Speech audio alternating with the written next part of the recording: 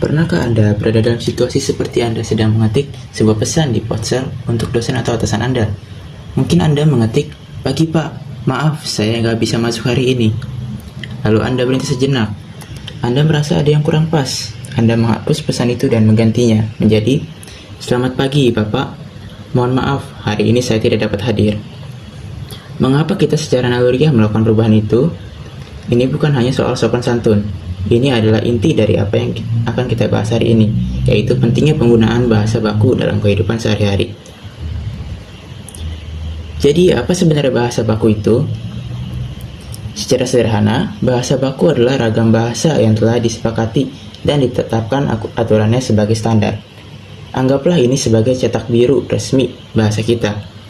Acuannya jelas, yaitu Pedoman Umum Ejaan Bahasa Indonesia atau PUEB dan juga Kamus Besar Bahasa Indonesia atau KBBI. Kita menggunakannya dalam situasi yang menuntut keresmian, di sekolah, di kantor, dalam surat dinas, atau saat menyusun karya ilmiah. Di sisi lain, ada bahasa tidak baku. Ini adalah bahasa santai yang kita gunakan setiap hari untuk membangun keakraban. Aturannya sangat fleksibel dan sering dipengaruhi bahasa daerah atau bahasa gaul. Contohnya saat Anda mengobrol dengan teman di kafe, bertukar pesan di grup WhatsApp keluarga, atau mungkin saat tawar-menawar di pasar. Agar lebih jelas, mari kita lihat perbedaannya secara langsung. Ini adalah beberapa kesalahan umum yang sering terjadi. Kita sering sekali menyebut apotik, padahal bentuk bakunya adalah apotek.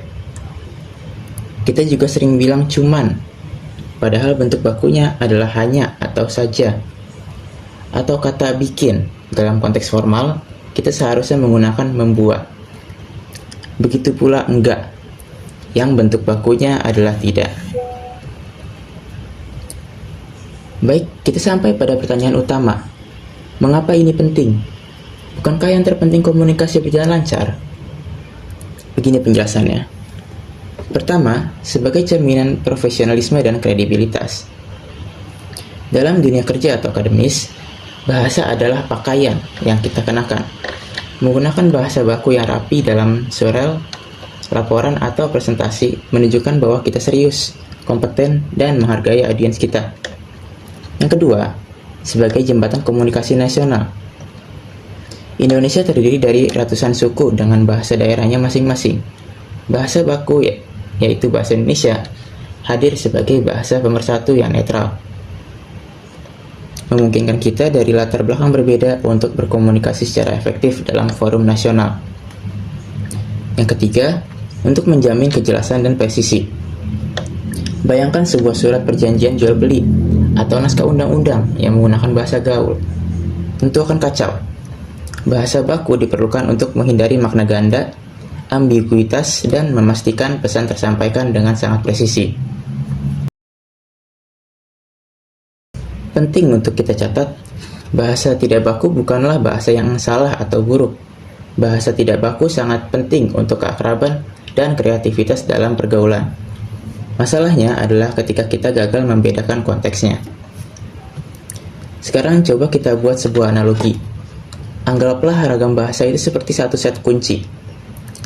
Anda memiliki kunci kamar yang santai dan Anda memiliki kunci berangkas yang sangat presisi. Kita tidak bisa menggunakan kunci kamar yang santai untuk membuka berangkas pipa. Kunci santai atau bahasa tidak baku kita gunakan untuk membuka percakapan akrab dengan teman. Namun kita memerlukan kunci master atau bahasa baku untuk membuka pintu-pintu resmi seperti pintu pendidikan, pintu karir, dan pintu forum terhormat. Jadi, kemampuan untuk tahu kapan harus menggunakan kunci yang mana, itulah yang disebut kecerdasan berbahasa. Baik, terima kasih telah menyaksikan video edukatif ini. Mari kita biasakan menggunakan bahasa Indonesia secara bijak, baik dalam konteks formal maupun informal. Saya Genta Gemintang, pamit undur diri. Sampai jumpa.